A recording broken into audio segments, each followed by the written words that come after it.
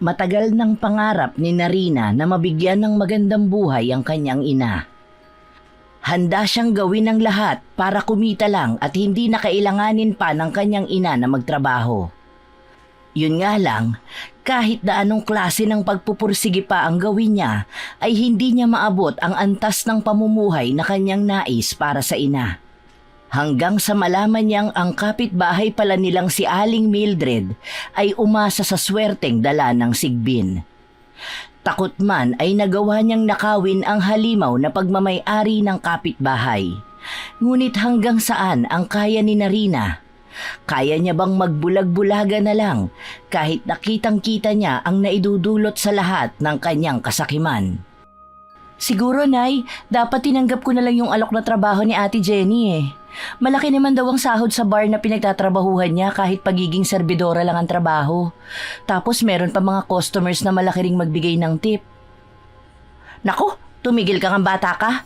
Anong gusto mo, tumulad ka sa mga yon na kung sino-sino ng mga lalaki ang gumagalaw at naikakama nila?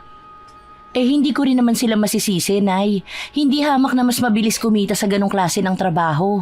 Ang laki pa. Ibababa mo ang dignidad mo bilang babae para sa kakarampot lang na pera, anak. Marami pa namang trabaho dyan na pwede mong pasukin. Hindi na kailangan pa magtrabaho sa mga club-club na yan. Naiinis na kasi ako, Nay. Ayaw na ayaw ko nahihirapan ka pa sa trabaho mo at gusto ko sana magpahinga ka na lang. Ang kaso, hindi naman po pwede sa ngayon dahil hindi ko pa kaya kung titigil ka sa trabaho at ako na lang ang kikita para sa atin. Ayos pa naman ako, anak. Kayang-kaya ko pa magtrabaho at hindi ko pa kailangan magpahinga. Masaya ako sa trabaho ko. Magkasama pa tayo nagtitinda sa palengke. Hayaan mo, Nay. Magsisikap talaga ako sa buhay. Magtatrabaho ako at hindi ako titigil hanggat hindi kita nabibigyan ng magandang buhay. Maganda naman ang buhay natin kahit na tayong dalawa lang naman ah. Hindi na natin kailangan yumaman pa dahil kontento na ako sa kung ano ang meron tayo ngayon. Ako ang hindi kontento, Nay. Si Narina, 27 taong gulang at tubong kapis. Simula pagkabatay hindi na nakilala ang kanyang ama. Lumaki siya na tanging ang ina na lamang ang kasama sa buhay. Mahirap lamang ang kanilang buhay kaya kinakailangan niyang huminto sa pag-aaral para makatulong sa ina sa pagbebenta nito ng mga gulay at prutas sa palengke. Gusto na ni Narina na yumaman at magkaroon ng magandang buhay. Pagod na siya sa paulit-ulit na pang-aalipusta ng mga kamag-anak niya sa kanilang mag-ina at panghahamak dahil sa pananatili nilang mahirap na mag-ina. Kung meron nga lang na mas madaling paraan para kumita siya ng malaki at mabigyan agad-agad ng magandang buhay ang kanyang ina, ay yun ang gagawin niya. Nay, isipin mo, kung makakapagtrabaho ko doon, baka makabili tayo ng mas magandang bahay. Hindi yung ganito, parang kulungan. Anak, hindi lahat ng bagay ay tungkol sa material. Ang mahalaga ay magkasama tayong dalawa at nagtutulungan. Pero Nay, paano kung may dumating na pagkakataon? Hindi ba sayang yun? Ang dami ko ng pangarap para sa ating dalawa at pagod na rin akong maging mahirap. Narina, may ibang paraan para makamit ang mga pangarap mo. Hindi mo kailangan isakripisyo ang iyong dignidad para doon. Pero Nay, si Ate Jenny nga, sabi niya masaya siya sa trabaho niya. Sabi niya, madali lang kumita ron. Pero anong presyo ang kailangan mong bayaran? Isang araw, baka pagsisihan mo yan. Hindi ko naman sinasabi na magiging ganun ako. Gusto ko lang sanang makatulong. Alam ko, anak, pero isipin mo din ang mga posibleng mangyari kapag pumasok ka ron. Ano bang mangyayari? Baka may makilala pa nga ako ibang tao. Baka may dumating pang ibang oportunidad.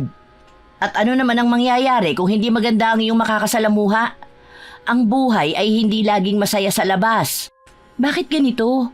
Bakit kailangan pa nating maghirap? Kung makakakuha lang sana ako ng pagkakataon. Anak, nakikita ko ang hirap ng iyong puso. Pero may ibang paraan para makamit ang mga pangarap mo. Gusto ko lang sana makapag-aral ulit, Nay. Gusto ko maabot yung mga pangarap natin. Alam ko, anak, pero may mga bagay tayong dapat isaalang-alang. Paano kung hindi tayo umunlad, Nay? Paano kung laging ganito na lang tayo? Anak, Hindi lahat ay nakukuha sa pera. May halaga rin ang pagmamahal at pagkakaintindihan natin. Kung hindi tayo umunlad, ano naman ngayon? Ikaw lang ang tanging yaman na kayang-kaya kong ipagmalaki. Gagawin ko ang para sa'yo, Nay. Kahit anong mangyari, magsisikap ako para sa ating dalawa. Sige lang, anak. Pero sana isipin mo rin kung ano talaga ang gusto mo. Huwag kang magmadali. Sa kabila ng kanilang pag-uusap, ramdam ni Narina ang init ng kanyang damdamin. Pinaghalong takot at pag-asa. Maaaring isang malaking imposible ang pangarap niyang yumaman. Ngunit handa na siyang gawin ang lahat para matupad yun sa kahit na anong paraan. Isang araw, abala at maingay sa palengke. Ang mga tindera ay nagtitinda ng prutas at gulay. Sa gilid ng isang tindahan, nakaupo si Narina habang inaayos ang mga saging. Si Mariana naman ay nakatayo sa harap, tinatawaran ng isang mamimili ang mga gulay. Sa di kalayuan, naririnig ang masiglang usapan ng ibang tindera. Pwede bang bawasan pa ito, Aling Mariana? 5 piso na lang bawat tali. Naku, hindi na po kaya. Pasensya na ho. Nasa puhunan na po ako niyan. Maganda po itong kangkong, sariwa pa. Sige na nga, eto na lang. Salamat ha. Salamat din po. Balik kayo ha. Habang abala si Mariana sa pagbibilang ng sukli, napapatingin naman si Narina sa grupo ng mga tindera sa di kalayuan. Naririnig niya ang usapan nila at nagiging interesado siya sa pinag-uusapan ng mga ito. Aba, ang Mildred na yun parang tumama sa loto. Grabe, ang laki ng bahay nila ngayon sa may kanto. Totoo? Dating ang halos nagkakandara pa sa utang yun dito sa palengke at renta na din sa pwesto niya. Paano kaya nangyari yun? Baka naman may kinalaman sa Sigbin. Sigbin? Ano namang kababalaghan yan, Mang Kanor? Kasi ang sabi-sabi, yung bigla ang yaman ni Mildred halatang hindi normal. Baka may alaga sa Sigbin. Hindi ba? Sa kwento, pag may Sigbin ka, dadaloy daw ang pera sa'yo, pero kapalit ang malas sa iba. Si Narina naman ay nakikinig ng mabuti. Napatigil na rin sa pag-aayos ng saging. Tumingin siya kay Mariana na kanyang ina na abala naman sa pagtitinda. Naku, baka naman chismis lang yan. Pero teka, hindi ba't may mga namatay na aso sa lugar nila Mildred nitong mga nakaraang linggo? Oo nga, narinig ko rin yan. Baka sakripisyo sa Sigbin. Hala, Diyos ko, ilayo mo kami dyan! Hindi na nakatiis si Narina at nilingon na niya ang grupo. Nag-aalangan man, nagsalita siya. Totoo po ba yan? May alagang Sigbin si Aling Mildred? Aba Narina, nakikinig ka pala. Ewan ko ha, pero parang napaka-imposible naman kasi ng biglaang pagyaman niya. Wala namang imposible kung masipag, pero kung totoo ang sinasabi nila tungkol sa Sigbin, nako, ibang usapan na yon. Ano na naman yung pinag-uusapan nyo? Chismis na naman. Aba, Aling Mariana, hindi to chismis. Totoong may bago ng sasakyan si Mildred. At ang bahay nila, 3 palapag na. Kaya nagtataka kayo. Baka naman sinuwerte lang. Kung swerte nga lang, bakit parang ang daming masamang nangyayari sa paligid nila? Hindi ba't nabanggit ko kanina ang mga namatay na aso? Tahimik na nakikinig si Narina. Ramdam niya ang bigat ng usapan. May kung anong takot ang gumapang sa dibdib niya. Hala kayo, masyado kayo nagpapapaniwala sa ganyan. Tigilan niyo na nga yung ganyang kwento, baka marinig pa kayo ng iba. Bakit? Nakakatakot ba? Hindi ako natatakot. Ayoko lang ng gulo. Tumigil ang usapan. Bumalik si Mariana sa pwesto, pero si Narina ay nananatiling tahimik. Nag-iisip. Ilang sandali pa, biglang sumulpot si Aling Mildred sa palengke, naka-high heels at may suot na magarbong alahas. Napatingin lahat sa kanya. Hala, ayan na siya, ang reyna ng palengke. Grabe talaga, tingnan mo yung mga suot niya. Tahimik lang ang ina ni Narina, pero si Narina ay hindi na mapakali. Pinagmasdan niya si Mildred na tila napansin ang mga matang nakatingin sa kanya. Napangiti si Mildred pero sa likod ng kanyang ngiti, may kung anong kakaibang kilabot si Narina na naramdaman. Magandang umaga mga kapitbahay! Sari-sari pa rin ba ang tinda ninyo? Oo naman Mildred, sa'yo na lang ang talagang umangat. Ay nako, sipag at tiyaga lang yan. Hindi kasi ako natutulog ng maaga, kaya tuloy-tuloy lang ang kita. Hindi nagsalita si Mariana, pero napansin ni Narina ang pagkunot ng noo ng ina. Nang makaalis si Mildred matapos mamili ng kung ano-anong prutas, gulay, isda at karne, muling bumalik ang mga bulungan. Kita mo yon? Parang may ibang aura si Mildred. Aura? Parang demonyo? Wag namang ganyan, baka marinig tayo. Tama na nga yan, magtrabaho na lang tayo. Habang nagbabalik sa pwesto si Mariana, nagulat naman siya nang makita si Narina na tila natulala na. Hindi malaman ni Narina kung maniniwala ba siya o hindi sa sinasabi ng mga kasamahan nila. Ngunit hindi niya itatago ang kanyang kuryosidad. Kuryosidad kung paano nga yumaman si Aling Mildred. May kinalaman nga kaya yon sa sigbin. Totoo bang may sigbin pa? Anak, okay ka lang ba? Nay, parang may kakaiba kay Aling Mildred. Huwag kang magpadala sa mga kwento, Narina. Minsan, ang mga bagay na hindi natin maintindihan, binibigyan natin ng ibang kahulugan at mas lalo lang nitong pinapagulo ang lahat. Hindi totoong may mga sigbin pa sa panahong ito, kaya huwag mo na lang silang pansinin, ha? Tumango ang dalaga. Ngunit sa kaloob-looban ni Narina, ramdam niya ang kakaibang kilabot. Habang abala ang lahat, siya naman ay abala sa kung anong misteryo ang bumabalot sa biglaang pagyaman ni Aling Mildred. Kinagabihan, sa labas ng bahay ni Narina at Mariana. Gabi, tahimik ang paligid maliban sa tunog ng mga kuliglig. Nagsisiga ang ina ni Narina sa may bakuran habang si Narina ay nasa tabi ng ina, abala sa pagtulong ngunit halatang may iniisip. Oh, dahan-dahan lang, baka masunog ka dyan. Hindi porket maliit ang siga, hindi na nakakapaso ang apoy. Nay, may itatanong po sana ako. Aba, seryoso ka yata anak. Ano bang gusto mong malaman? Tungkol po sa sigbin. Tumigil sa paghahawi ng apoy si Mariana. Napatingin siya ng diretso kay Narina. May halong pagtataka at kaba sa mukha. Bakit mo naman naitanong yan? Kanina po kasi, sa palengke narinig ko po yung mga usapan nila Aling Mila. Sabi nila, baka daw kaya yumaman ng biglaan si Aling Mildred dahil may kinalaman niyo sa sigbin. Totoo po ba ang mga sigbin, Nay? Maging ikaw po ay sumagot din kanina sa usapan nila tungkol sa mga sigbin. Alam mo anak, matagal ng kwento yung tungkol sa mga sigbin. Hindi ko alam kung totoo o hindi, pero maraming paniniwala at kwentong bayan ang bumabalot dyan. Ano po bang sinasabi sa mga kwento? Ganito kasi yan.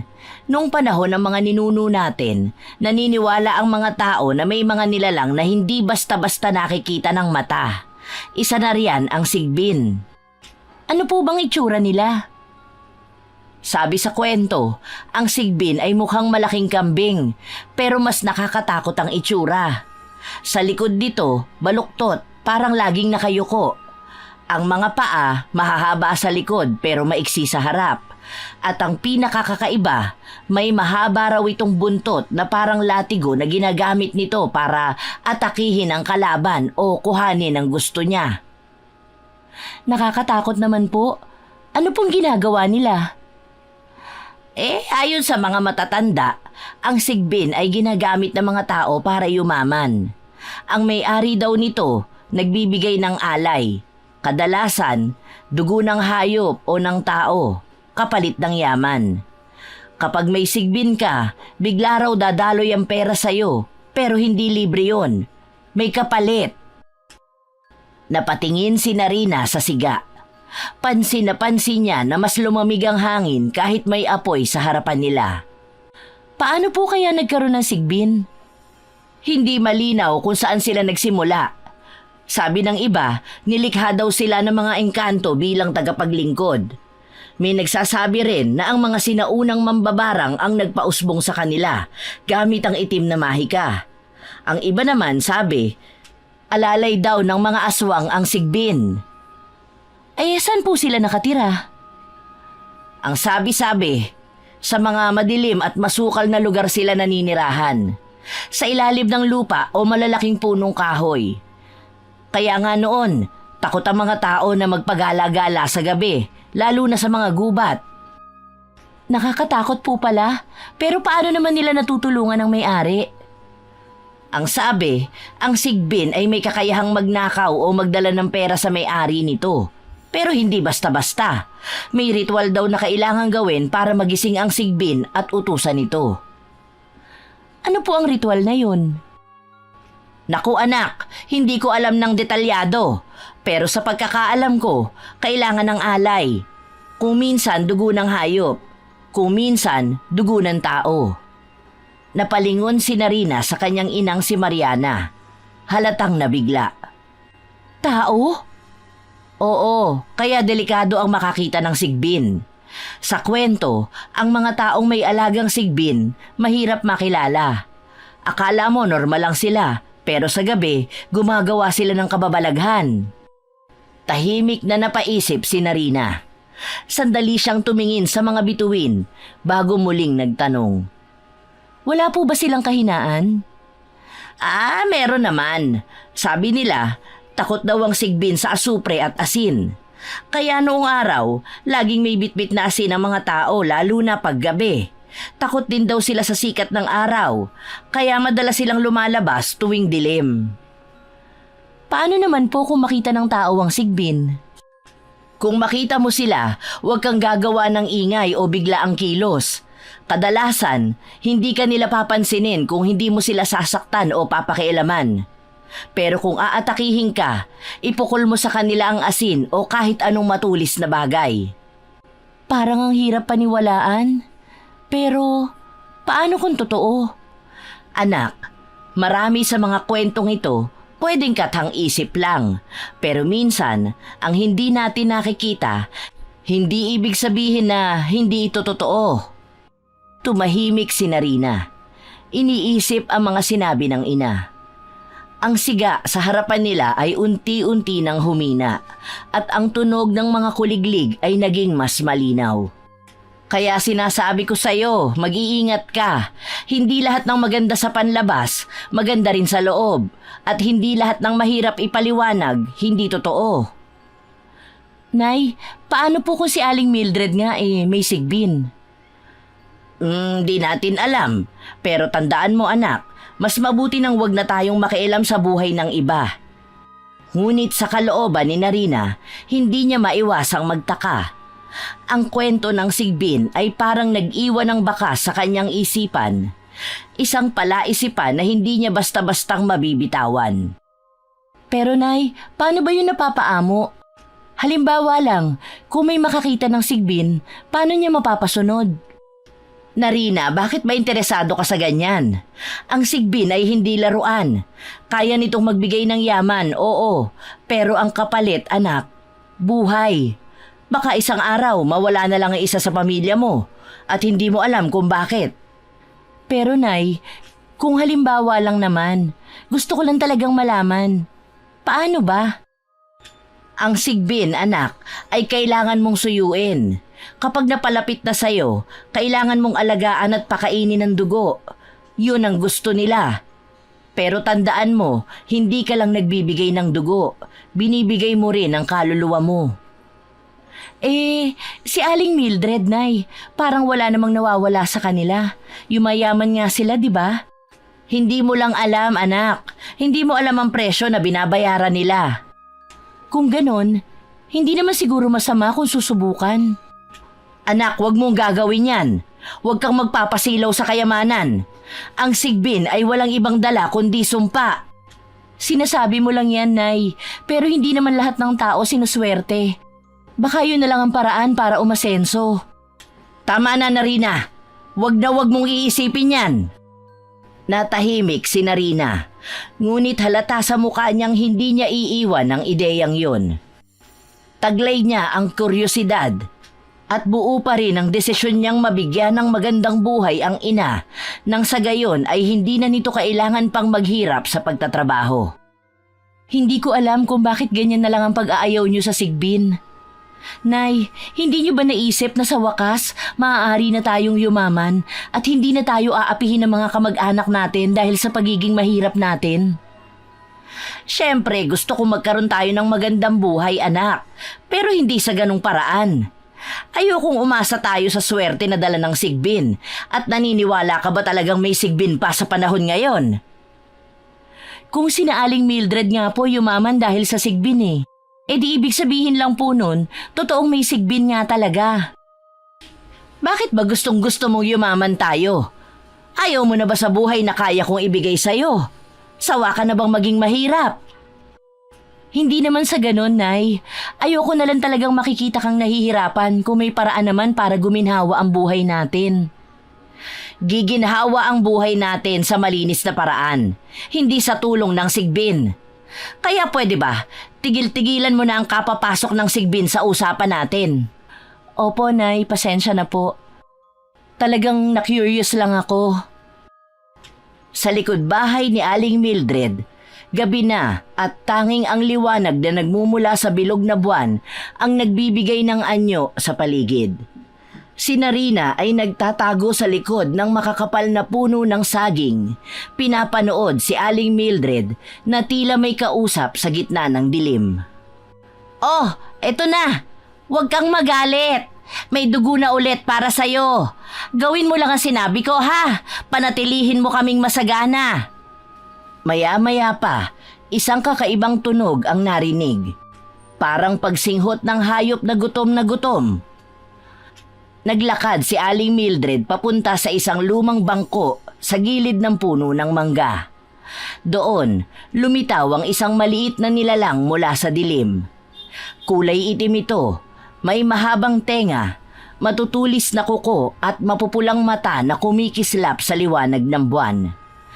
Ang balat nito ay parang mahirap hawakan, magaspang at tila basang putik. Tila sumisinghot-singhot ang halimaw, hinahanap ang basong hawak ni Aling Mildred. Sigbin! Tahimik na tumayo si Aling Mildred sa harap ng nilalang. Dahan-dahang inilapit ang baso sa bibig nito.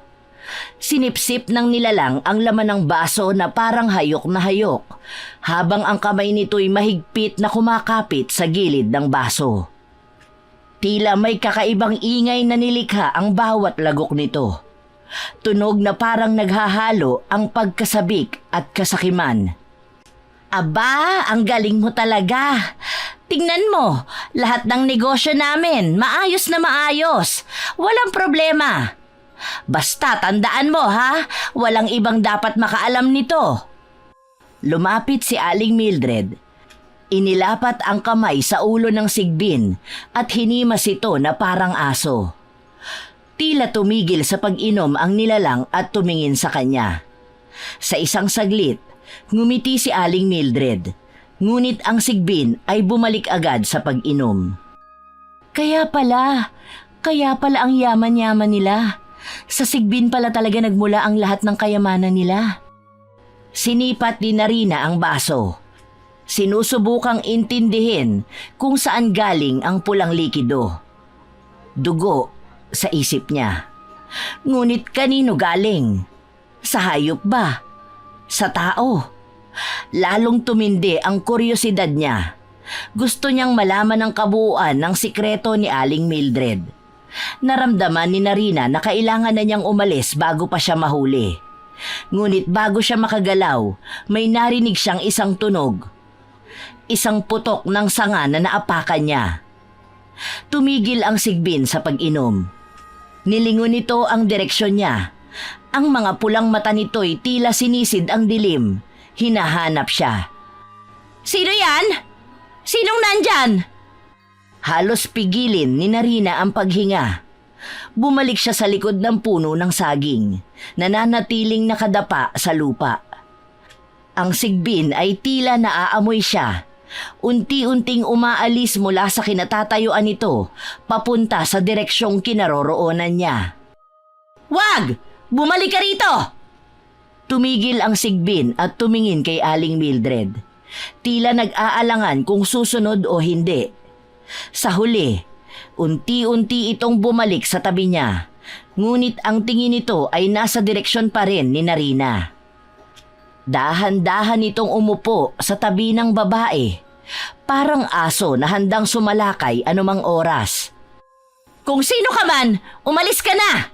Kung ayaw mo masaktan, huwag ka na magtangka!" Tahimik na umatras si Narina. Nanginginig ang katawan ngunit mahigpit ang pagkakahawak sa laylayan ng suot na palda. Ang takot ay nilalamon na ng galit at inggit. Puno ng determinasyon ang kanyang isip. Hindi pwedeng sila lang ay yumaman. Dahan-dahang umalis si Narina mula sa likod bahay ni Aling Mildred. Ngunit habang naglalakad siya pa uwi, alam niyang hindi siya titigil hanggat hindi niya nakukuha ang sigbin na yon. Alam niyang ang nilalang na yon ang susi sa lahat ng yaman at tagumpay na matagal na niyang pinapangarap.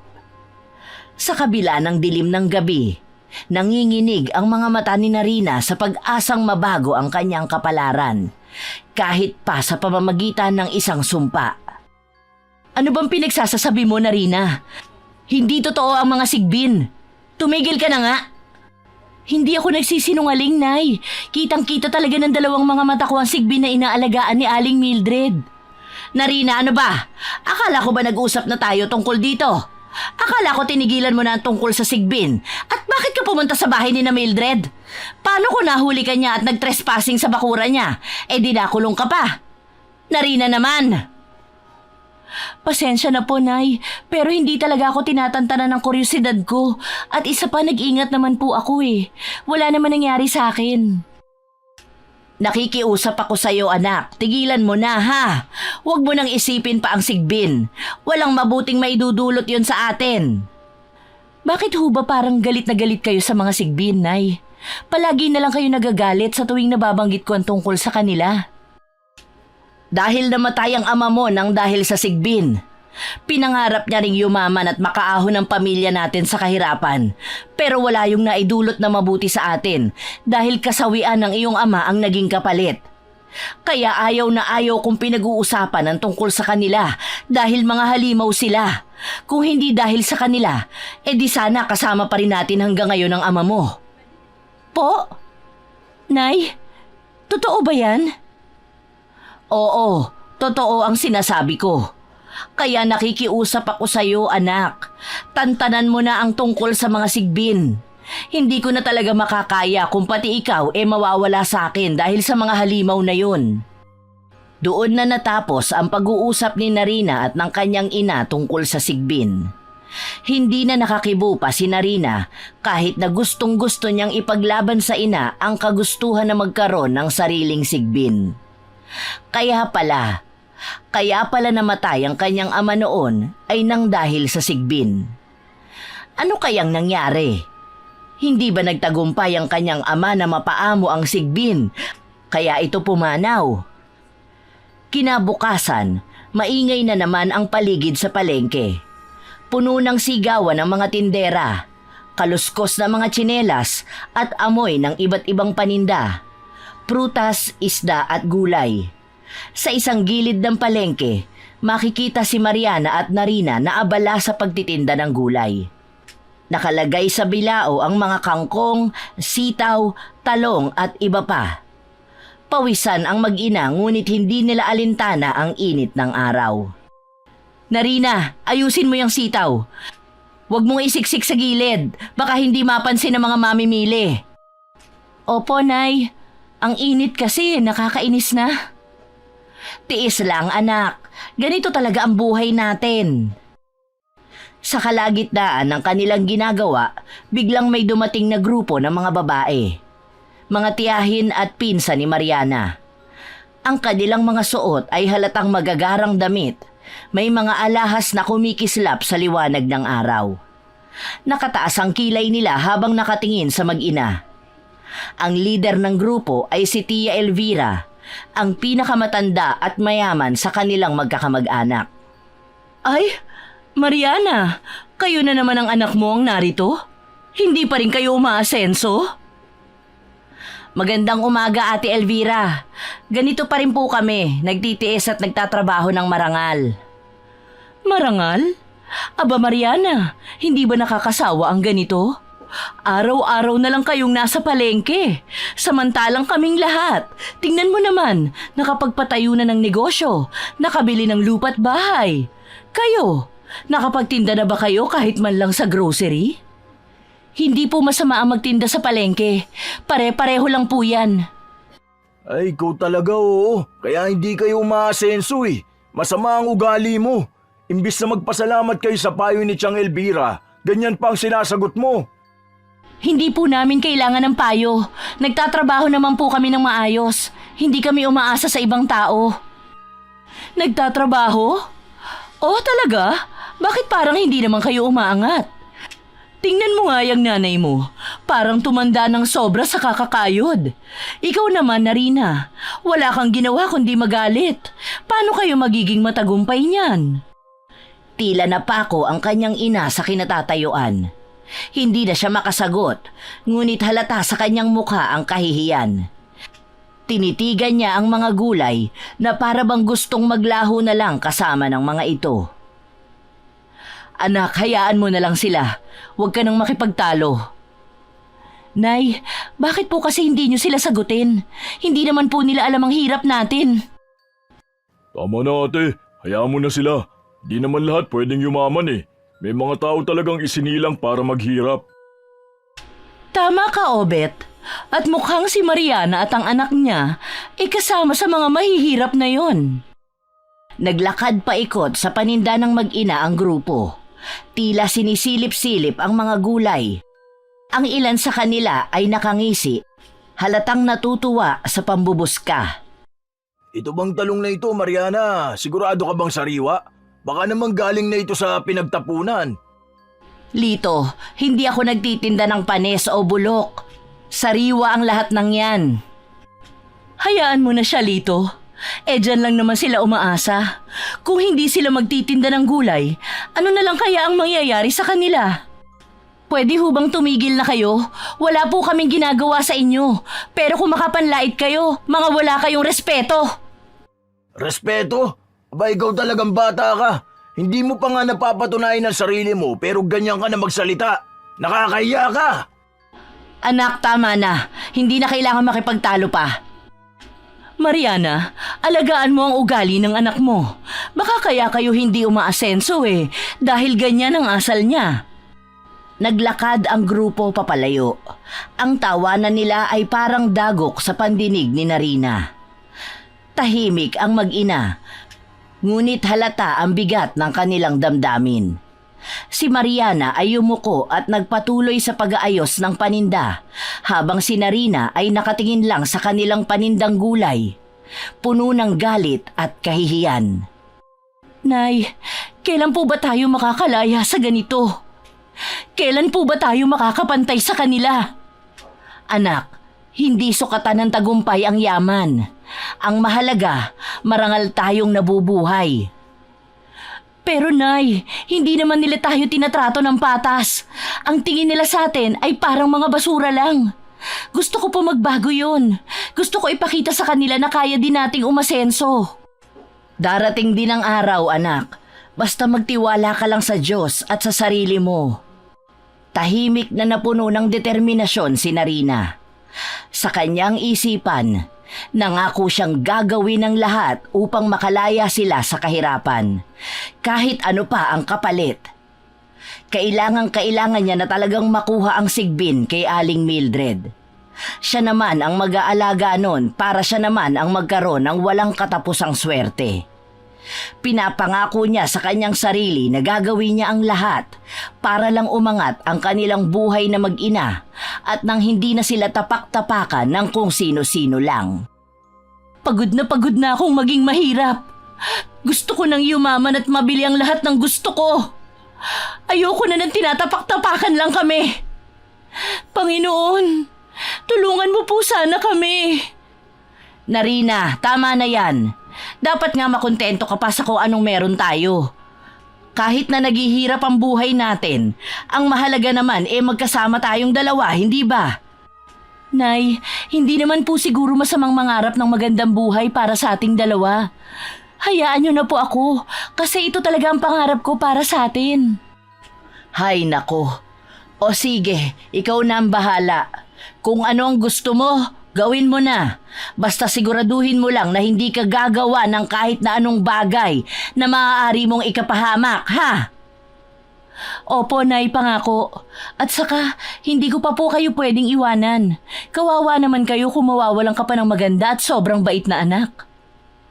Dumali ka na naman. Puro ka talaga kalokohan. Sige na, magpapahinga na ako. Magpahinga ka na rin.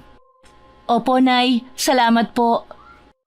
Nang masiguradong nagpapahinga na ang kanyang ina, dali-dali nang lumabas sa kanilang bahay si Narina at nagtungo sa bahay ni Aling Mildred. Madilim ang paligid at tanging liwanag mula sa buwan ang nagbibigay silaw sa bakuran. Nakatalukbong ng itim na tela si Narina. Nanginginig siya sa takot ngunit determinado. Nasa likod siya ng punong mangga, pinagmamasdan ang bahay ni Aling Mildred. Kaya ko to, para sa amin ni Nanay. Hindi ko hahayaang kami na lang ang magdusa habang sila'y nagpapakasasa sa kasaganaan. Pumasok si Aling Mildred sa loob ng bahay. Dala ang isang mangkok na may pulang likido. Sumilip si Narina mula sa likod ng puno. Malinaw ang tunog ng lock ng pintuan nang ito'y isinara. Ito na ang pagkakataon ko. Hindi ako pwedeng magkamali. Maingat na lumapit si Narina sa gilid ng bahay. Nanginginig ang kanyang mga kamay habang hinahaplos ang malamig na dingding. Napansin niya ang isang maliit na bintana sa likod na bahagyang nakabukas.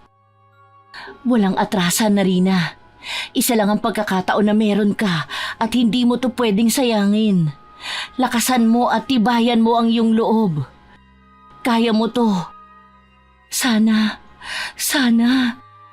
Pinasok ni Narina ang kamay sa maliit na siwang ng bintana. Pilit na inaabot ang lock. Isang kaluskos ang narinig niya mula sa loob. Napahinto siya. Halos hindi makahinga. Diyos ko, tulungan mo po ako. Huwag mo po akong pabayaan kahit na masama ang gagawin ko. Ayoko pa pong mamatay. Pero ayoko din naman pong manatili sa ganito na lang ang buhay namin ni Nanay. Nang marinig niyang tumahimik ang loob, itinuloy ni Narina ang pag-abot sa lock. Pagkalipas ng ilang saglit, narinig niya ang pag-click ng bintana. Dahan-dahan niya itong itinulak at pumasok sa loob ng bahay. Tahimik ang paligid, maliban sa marahang paghinga ng sigbin sa sulok ng sala. Huwag kang maingay. Huwag kang maingay. Nakaupo ang sigbin sa isang banig. Hawak ang isang mangkok ng dugo. Ang mapupula nitong mata ay nakapikit, tila abala sa pagsipsip ng likido. Dahan-dahang inilabas ni Narina ang dala niyang lubid. Hindi niya alam kung sapat na ba yon para makuha ang sigbin, ngunit desperada na siyang manakaw yon mula kay Aling Mildred at nang sa ganon ay sila naman ang yumaman. Tama na, ako naman ang gagamit sa'yo. Nilapitan niya ang sigbin mula sa likod. Nang mailapit ang lubid sa leeg nito, biglang tumingin ang sigbin sa kanya. Nagliliyab ang mga mata. Napaatras si Narina, ngunit mabilis siyang bumawi. Ikinulong niya ang sigbin sa banig gamit ang lubid. Tumigil ka! Hindi mo ko matatakot. Aking ka na ngayon. Ako na ang magmamay-ari sa'yo. Ako naman ang makikinabang sa'yo. Pasensyahan na lang tayo, Aling Mildred. Sana iningatan mo ang sigbin mo at hindi mo sana hinayaang makita ko pa ito. Nagpumiglas ang sigbin, ngunit mahigpit ang pagkakagapos ni Narina dito. Nang tuluyang maitali, isinilid niya ito sa dala niyang sako. mabilis siyang lumabas sa bintana at tumakbo papunta sa gubat. Sa isang abandonadong kubo sa gubat niya dinala ang sigbin. Walang naglalakas loob na pumunta sa lugar na yon dahil sa dami ng mga kwento-kwento tungkol sa mga kahindik-hindik at kababalaghang nangyayari sa gubat na yon, pati na rin sa mga elementong nakatira doon. Tahimik ang paligid. Tanging huni ng mga kuliglig at ihip ng hangin ang maririnig. Binuksan ni Narina ang sako at inilabas ang sigbin na nagliliyab pa rin ang mga mata. Ang sigbin ay naupo sa isang banig na dala ni Narina. Tahimik ito ngunit nagmamasid. Ang katawan nito'y baluktot, tila isang kombinasyon ng hayop at nilalang na hindi kailanman dapat umiral. Ang balahibo nito'y makintab ngunit madungis na parang hinugot mula sa kailaliman ng lupa. Ang kulay nito'y itim na tila uling, ngunit kapag tinatamaan ng liwanag ng buwan, nagbabaga ang bawat hibla ng balahibo. Ang ulo nito'y mahaba, may malaking bunganga na punong-puno ng matatalas ng ngipin. Ang mga mata nito'y kasing pula ng dugo, nagliliyab sa dilim. May mahabang tenga na parang tenga ng kuneho, ngunit ang dulo'y nakabaluktot na tila sungay. Sa bawat galaw ng tenga nito, naririnig ang malutong na tunog ng hangin na pumapasok sa loob ng tenga. Hindi ko lubos akalain na ang nakakatakot na tulad mo ay iba yung swerte naman ang maibibigay sa amin. Ang mga paa ng sigbin ay mahahaba, balingkinitan ngunit makapangyarihan.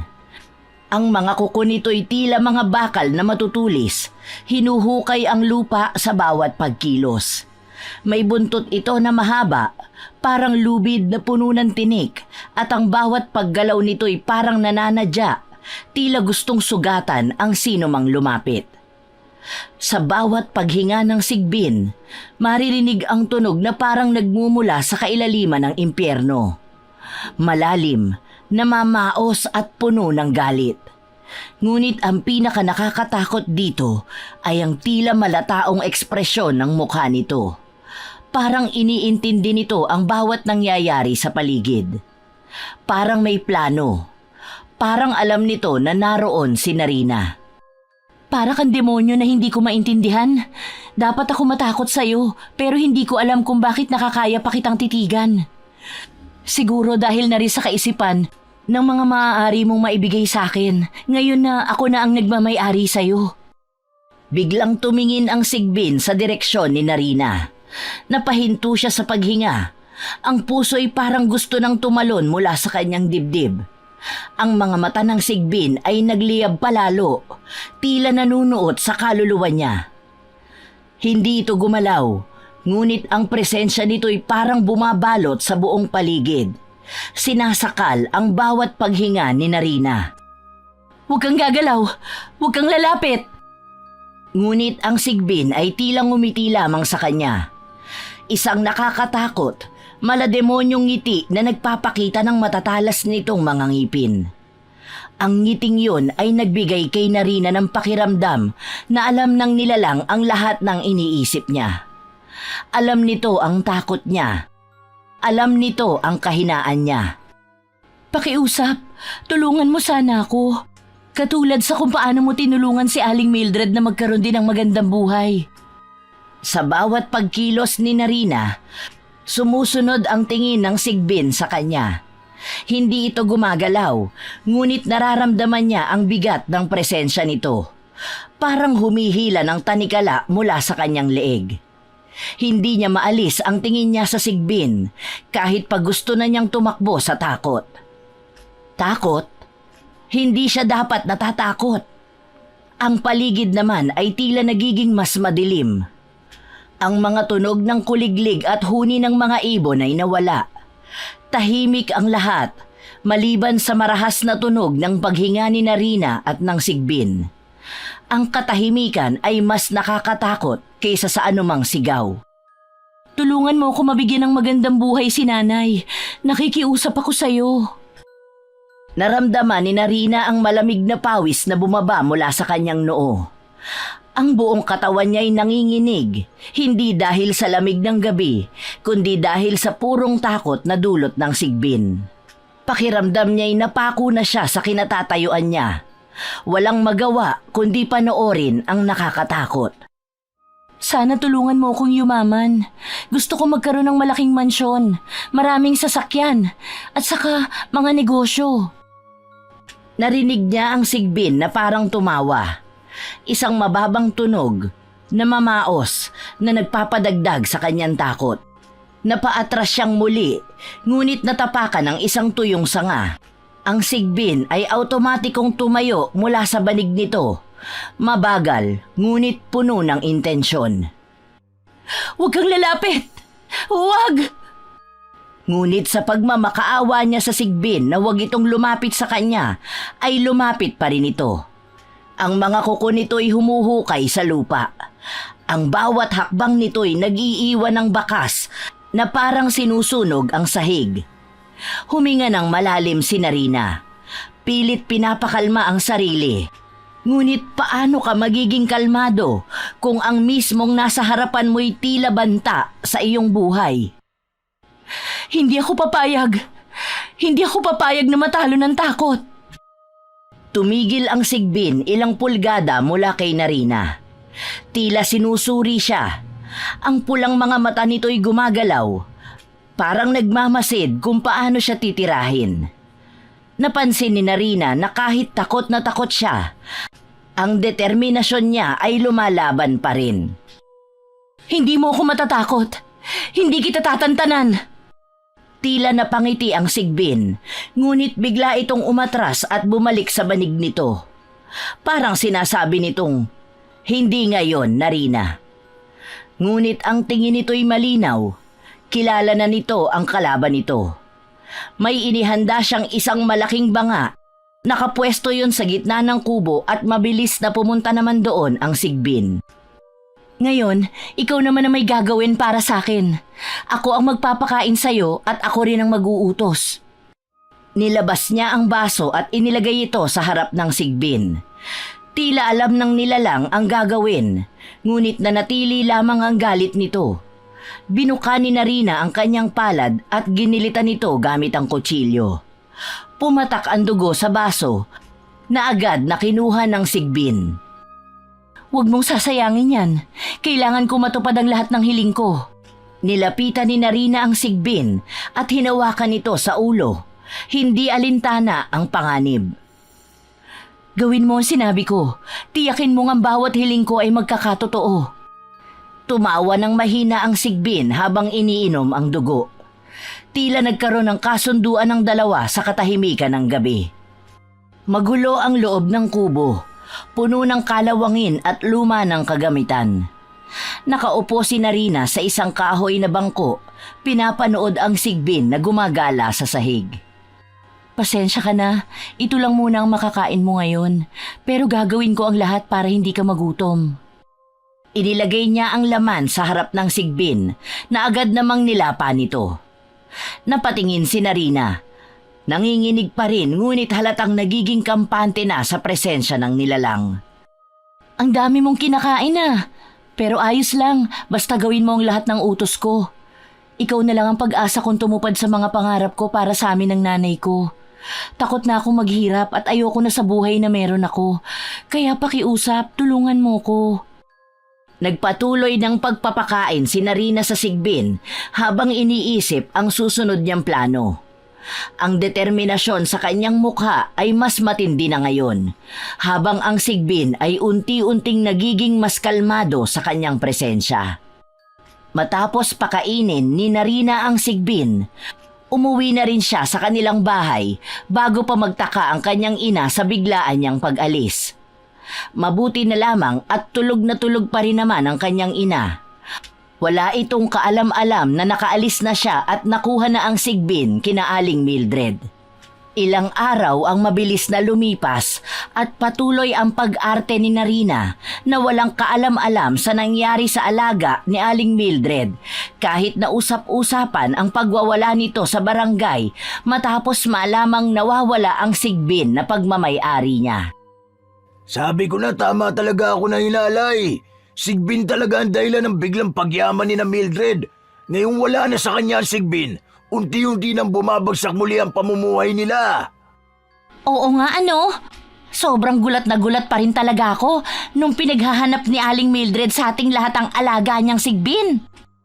Ang ipinagtataka ko, saan kaya nakuha ni Aling Mildred ang Sigbin na alaga niya?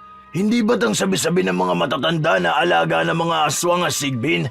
Ibig sabihin ba nun nakuha pa ni Aling Mildred ang Sigbin sa isang aswang? Ewan ko ba? At maging ako nagtataka na rin talaga. Ano na ba ang nangyayari sa mundo natin ngayon at ganito na ang mga nagaganap? Ang swerte sa buhay ng mga tao dinadaan na sa pamamagitan ng mga aswang. Imbis na katakutan, ginagawa pang pampaswerte. Hay nako! Nay, sabi ko sa inyo totoo talaga ang Sigbin.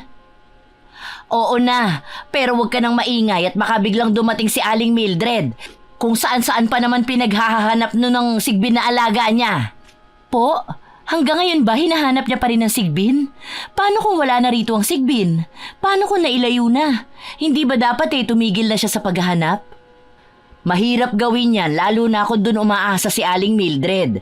Hayaan mo na lang sila at huwag nang pansinin pa.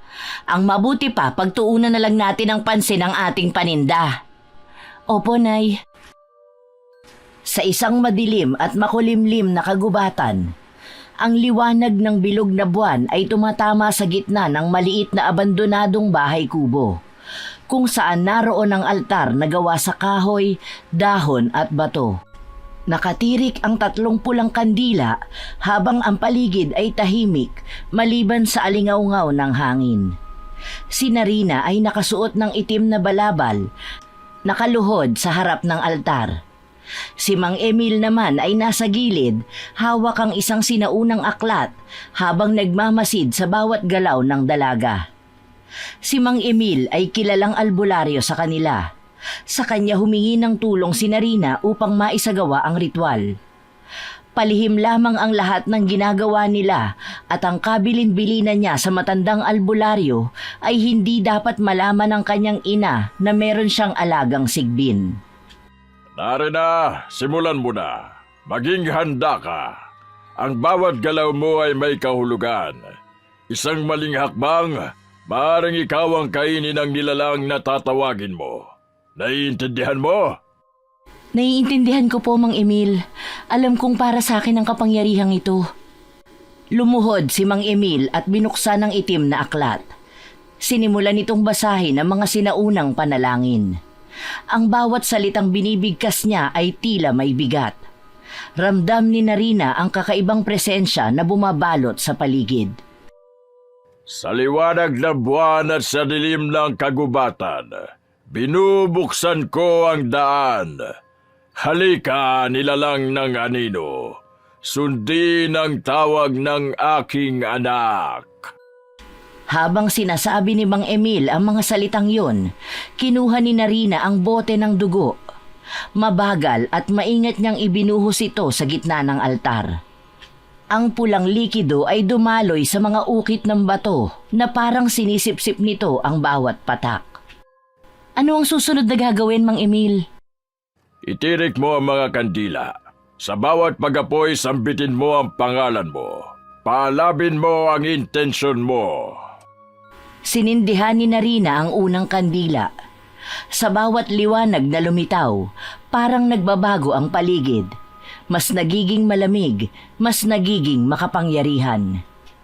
Ako si Narina, anak ni Mariana. Sa ilalim ng liwanag ng buwan, inuutos ko sa iyo, Sigbin, lumabas ka mula sa dilim. Ang hangin ay bumigat. Ang mga dahon sa paligid ay nagsimula ng umikot sa ere. Ang mga kuliglig at ibon sa kagubatan ay biglang tumigil. Lahat ay tila naghihintay sa susunod na mangyayari. Ulitin mo! Palakasin mo ang tinig mo! Huwag kang matakot! Narito ako para mag-utos sa'yo. Mula ngayon, ikaw ay susunod sa bawat salita ko. Biglang lumiyab ang 3 kandila ng sabay-sabay. Isang malakas na ihip ng hangin ang dumaan sa bahay kubo, dahilan upang maaninag ang anino ng isang nilalang sa harap ng altar. Ang sigbin ay unti-unting lumitaw mula sa dilim. Isang mabangis at malaasong anyo, ngunit mas nakakatakot ang mga pulang mata nito na tila tumutusok sa kaluluwa ni Narina. Huwag kang kikilos! Hayaan mo siyang lumapit! Kailangan niyang kilalanin ka bilang amo niya! Nanatiling nakaluhod si Narina. Ramdam niya ang malamig na hangin na dumampi sa kanyang balat habang ang sigbin ay mabagal na lumapit. Ang mga mata nito ay nakatuon lamang sa kanya. Halika, kilalanin mo ko. Ako ang magiging amo mo. Ang sigbin ay huminto sa harap ni Narina. Tumahimik ang lahat. Sa isang saglit, tila wala ng ibang umiiral kundi si Narina at ang nilalang.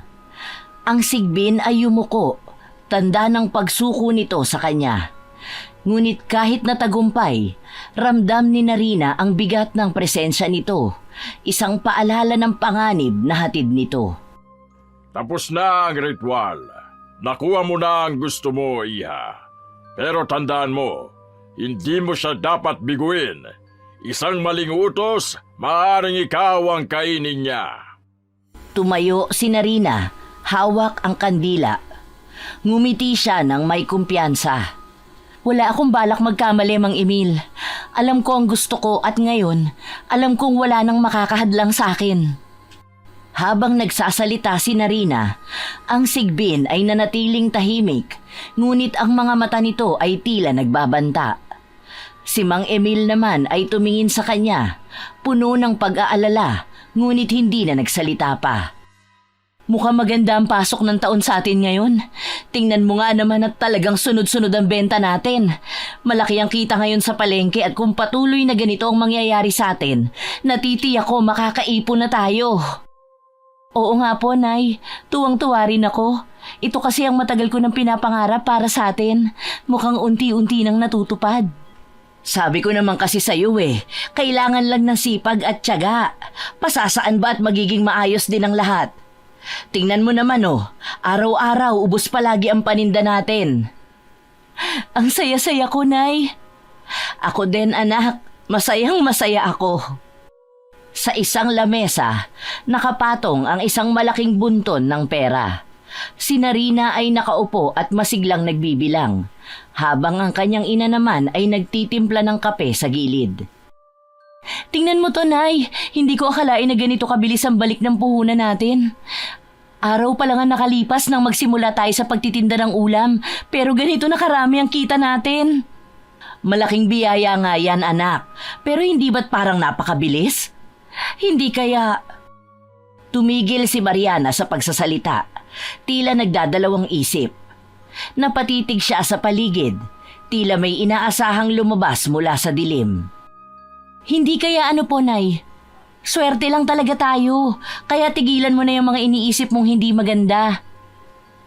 Hindi naman kasi lahat ng swerte ay libre, anak. Minsan may kapalit din.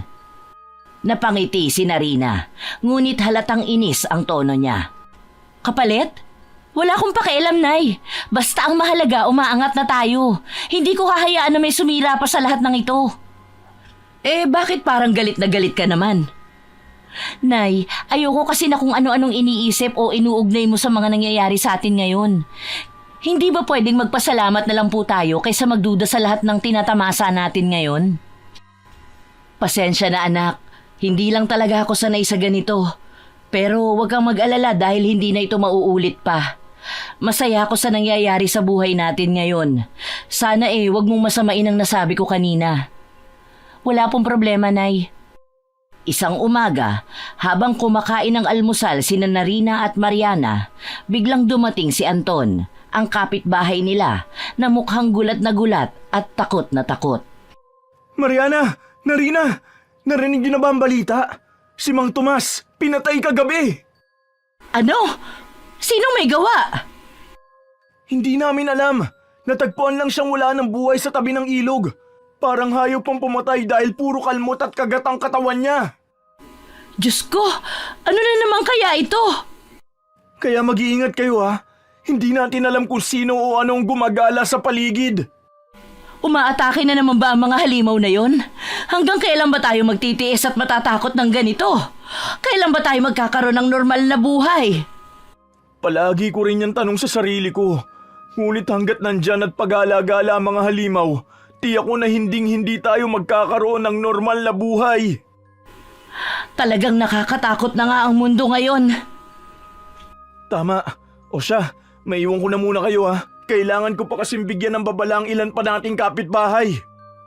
Anak, hindi kaya... Hindi ako sang-ayon sa iniisip mo, Nay.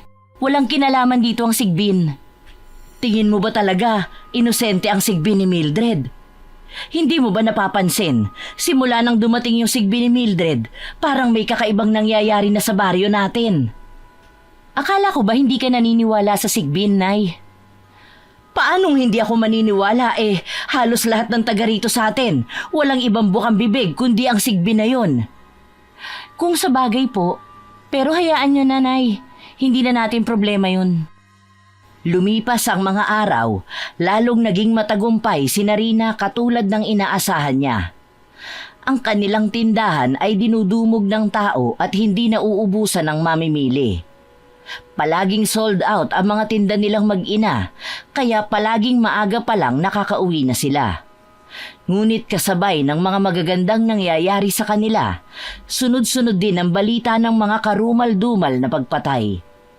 Isang gabi, habang binibilang ni Narina ang pera na kinita nila sa lamesa, dumating ang kanyang ina na may dalang masamang balita mula sa mga kapitbahay. Anak, 3 na ang napatay ngayong linggo. Si Aling Marta, si Mang Igme at si Benji. Lahat sila natagpo ang halos hindi na makilala ang muka. Tumingin si Narina kay Mariana, halatang naiinis. Nay, pwede ba? Huwag mong dalhin dito ang mga balitang yan. Hindi ko kailangan ng negatibong enerhiya. Pero anak, hindi mo ba napapansin? Parang may koneksyon ng mga nangyayari.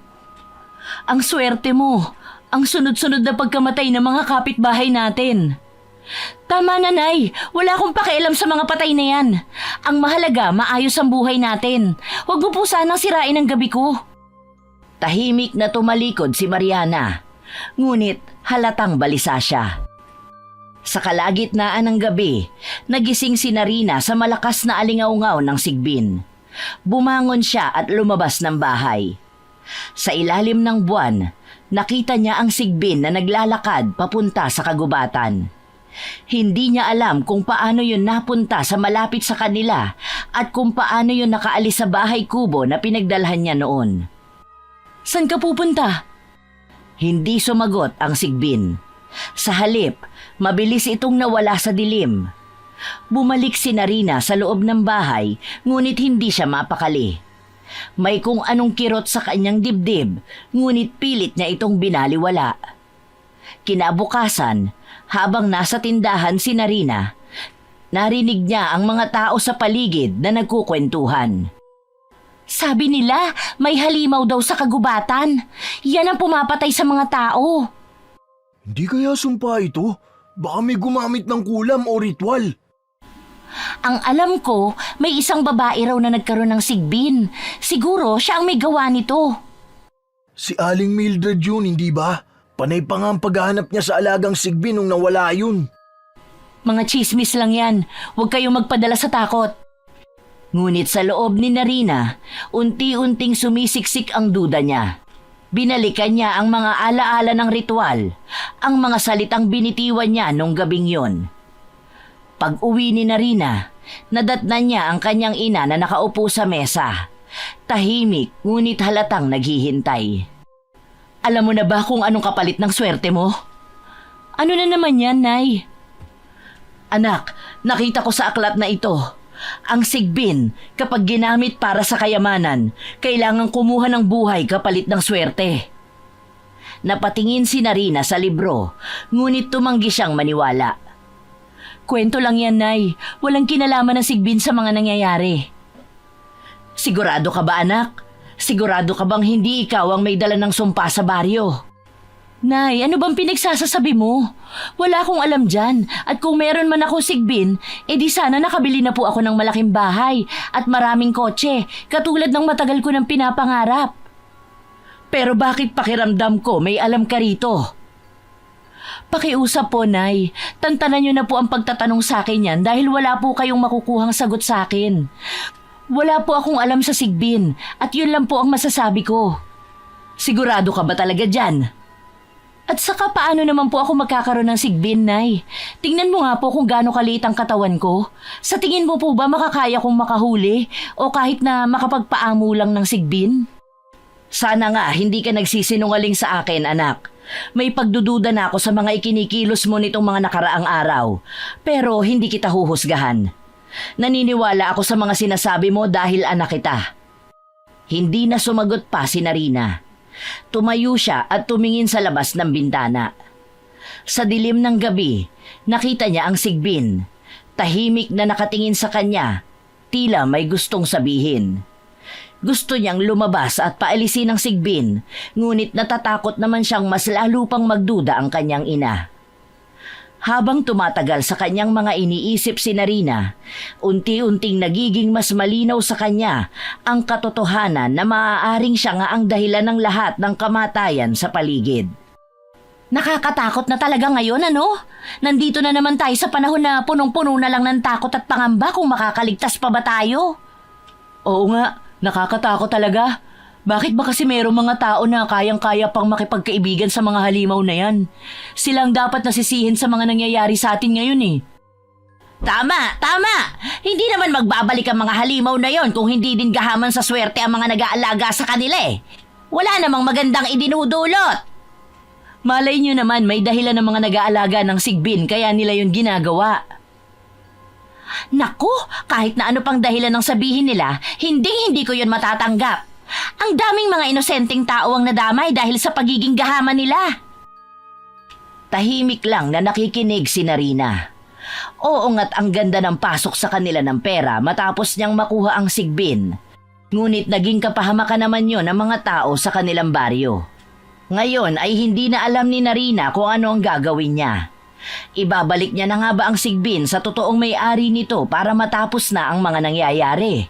Pero ano naman ang kasiguraduhan niya na magiging maayos nga ang lahat kapag naisoli na niya ang sigbin? Isang gabing tahimik, si Narina ay muling bumalik sa bahay kubo kung saan niya iniwanan ang sigbin. May dala siyang mga alay at gamit para sa bagong ritual na magdadagdag ng kanyang swerte. Subalit, sa gitna ng kanyang preparasyon, bigla siyang nahuli ni Aling Mildred, ang totoong nagmamay-ari ng sigbin. Hindi na malaman ni Narina kung ano ang magiging reaksyon niya. Paano nalaman ni Aling Mildred na nasa kanya ang sigbin? At paano ito nakasunod sa kanya nang hindi niya nalalaman? Ingat na ingat pa naman siya kanina. Madilim ang daan patungo sa lumang kubo. Ang tunog ng mga kuliglig at kaluskos ng mga dahon ay tila bumubulong sa hangin.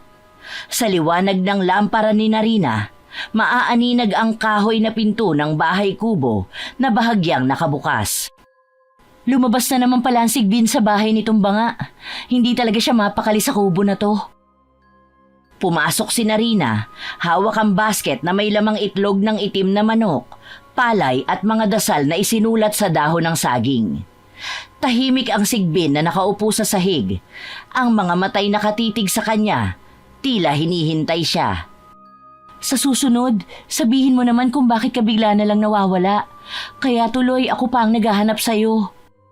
Habang inaayos niya ang mga alay, hindi niya napansin ang anino sa likod niya. Mula sa kadiliman, unti-unting lumitaw si Mildred. Hawak ang isang tungkod na yari sa matigas na kahoy.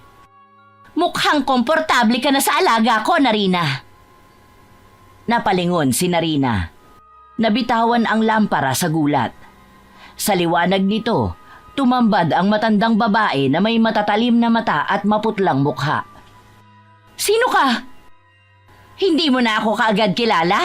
Ako ang tunay na may-ari ng sigbin na yan. At ngayon, narito ako para kuhanin siya pabalik.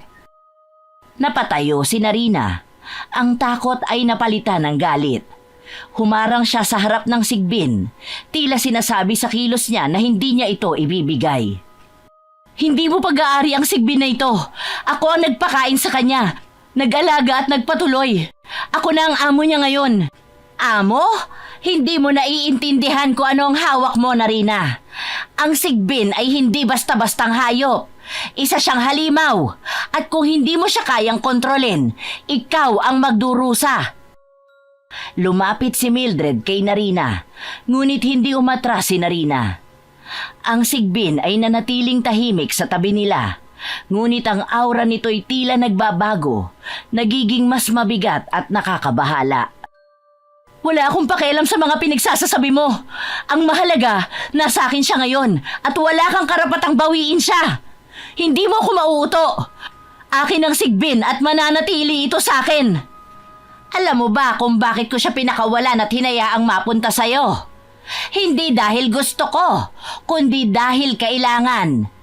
Ang bawat utos na ibinibigay mo sa kanya ay may kapalit. Hindi mo ba napapansin ang mga nangyayari sa baryo ninyo? Natigilan si Narina. Bumalik sa isip niya ang sunod-sunod na pagpatay sa kanilang lugar. Ang mga katawan na natagpuan sa gubat, ang takot na bumalot sa buong baryo. Pilit niyang tinanggal ang ideyang yon sa isip niya. Wala akong alam sa sinasabi mo. Hindi ako naniniwala sa mga kasinungalingan mo. Hindi kasinungalingan ang sinasabi ko. Bawat patak ng swerteng tinatamasa mo, bawat biyayang dumadating sa buhay mo, may kapalit na dugo. Siya ang kumukuha ng mga buhay na yon, Narina. At ikaw ang nag-uutos sa kanya nang hindi mo namamalayan. Lumapit si Mildred sa pinto ng kubo. Tumigil at muling tumingin kay Narina. Ang boses niya ay puno ng bigat at babala. Tandaan mo ito, Narina. Ang sigbin ay sumusunod lamang sa kanyang tunay na amo. At kung hindi mo kayang panindigan ang kapalit ng swerte na binibigay niya, ikaw ang magiging susunod na biktima.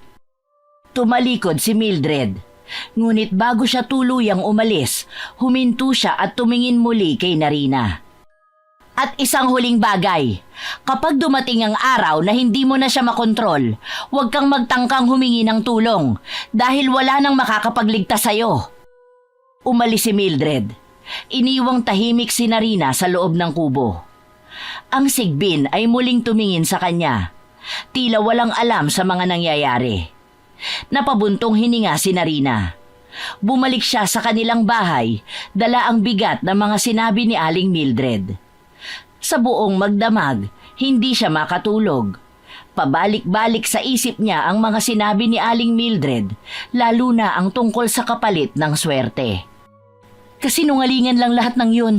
Walang kapalit ang biyayang ito. Wala. Ngunit habang iniisip niya ito, naalala niya ang mga balita, ang sunod-sunod na pagpatay, ang mga bangkay na natagpuan sa gubat. Hindi niya maalis sa isip ang koneksyon nito sa sigbin.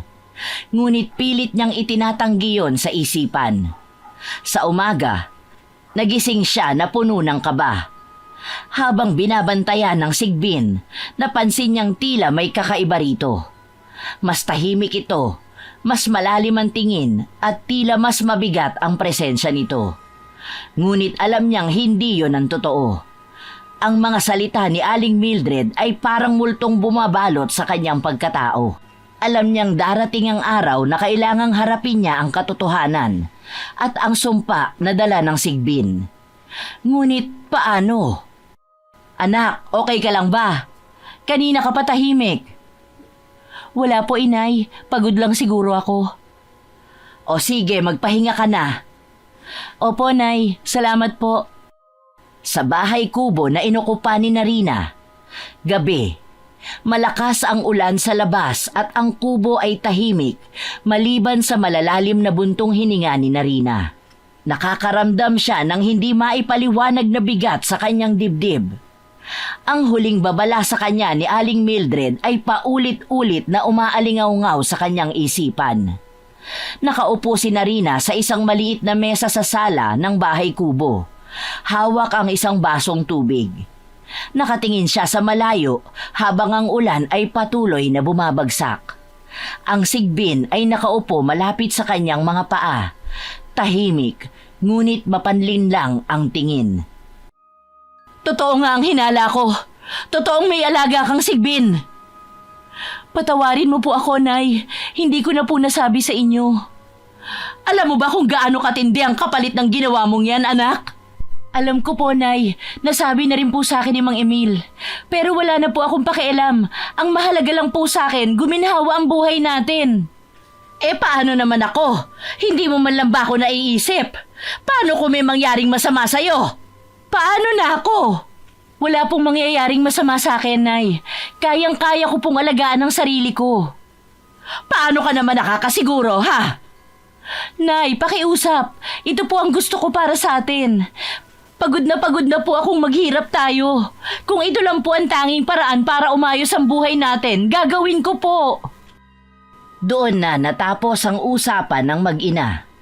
Hindi na nakapagsalita pa ang ina ni Narina, kaya nanatili na siyang tahimik. Alam niyang galit ang kanyang ina sa kanya, ngunit wala namang magawa sa sobrang katigasan ng ulo niya. Anak, gabi na. Hindi ka pa ba matutulog? Inay, bakit kaya may mga bagay na parang hindi mo kayang kontrolin kahit anong gawin mo? Ano bang ibig mong sabihin? May problema ba? Ang swerte na tinatamasa natin, hindi talaga swerte. May kapalit. Alam ko naman po yun, pero hindi ko talaga kayang isipin na mawawala sa akin ang sigbin.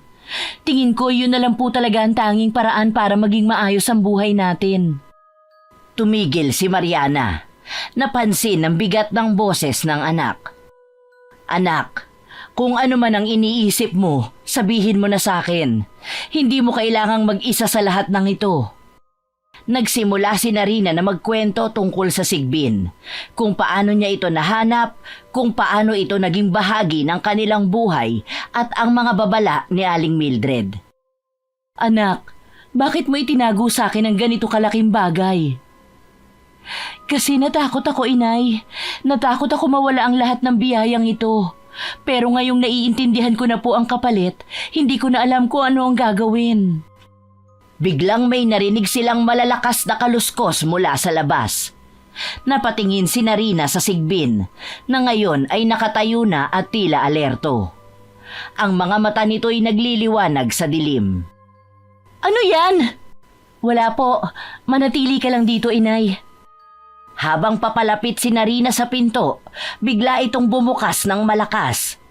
Isang lalaki ang pumasok, basang-basa sa ulan at duguan ang mukha. Sumigaw ito, halatang natatakot. Tulong! Tulong! Diyos ko! Anong nangyari sa'yo?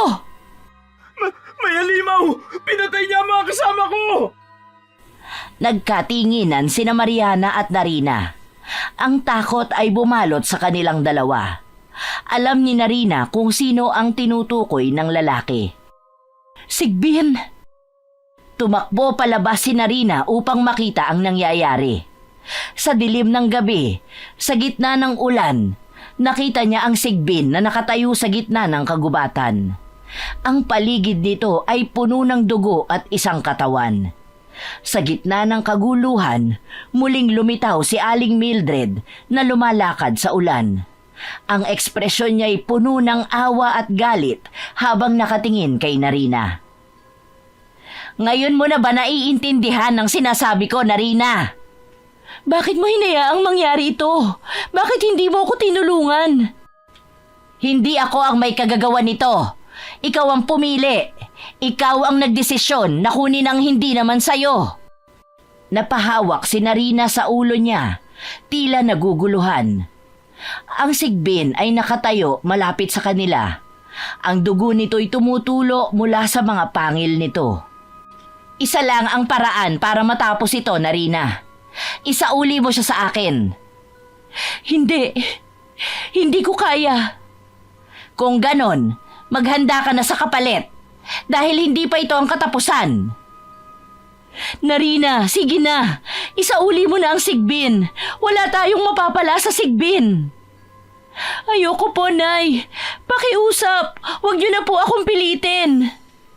Maraming mapapahama kung hindi mo pa isasauli ang Sigbin. Habang unti-unting nilalamon ng takot at pagsisisi si Narina, nagdesisyon siya na gumawa ng ritual upang wakasan na ang lahat. Kinuha niya ang mga gamit niya at muling bumalik sa kubo kasama ang ina. Anak, sigurado ka na ba sa gagawin mo? Wala namang ibang paraan, inay. Kailangan ko ng wakasan ito. Habang ginagawa niya ang ritual, nagising ang Sigbin. Ang mga mata nito'y nagliliyab habang dahan-dahang lumapit sa kanya. Anak, tumigil ka na! Hindi, inay. Kailangan ko tong gawin. Itinaboy ni Narina ang Sigbin palapit sa banga. Nahirapan pa siyang hintayin itong makapasok bago niya tuluyang sinabuyan ng agwa bendita ang banga na tahanan ng Sigbin. Narinig niya ang malakas na sigaw ng Sigbin. Sa huling bahagi ng ritual, biglang napasigaw si Narina habang ang Sigbin ay biglang naglaho sa isang malakas na putok ng liwanag. Ang katahimikan ay bumalot sa paligid. Pagkatapos ay bumalik sina Narina at Mariana sa kanilang bahay. Sa unang pagkakataon, tahimik ang gabi. Ngunit ang takot at alaala ng nangyari ay nanatiling buhay sa kanila. Anak, tapos na ba talaga? Opo, inay, pero alam kong hindi mawawala ang mga sugat na iniwan nito. Naiintindihan kita, anak, pero gusto ko lang din na malaman mong hindi sa lahat ng pagkakataon dapat tayong umasa sa swerte. Dapat samahan din natin ang sipag at tiyaga para tuluyan tayong umunlad. Naiintindihan kita, anak. Sana lang naging leksyon ang lahat ng nangyari sa'yo. Sana hindi mo na ito ulitin pa. Hindi na po talaga, Nay. Ayoko na pong gumawa ng isang desisyong pagsisisihan ko rin naman pagkatapos. Sa huli, napagtanto ni Narina na ang swerte at yaman ay walang halaga kung ang kapalit nito ay buhay ng ibang tao. Nangakong hindi na muling hahayaang maghari ang kasakiman, sinimulan niyang ayusin ang nasirang relasyon nila ng kanyang ina at ng kanilang komunidad.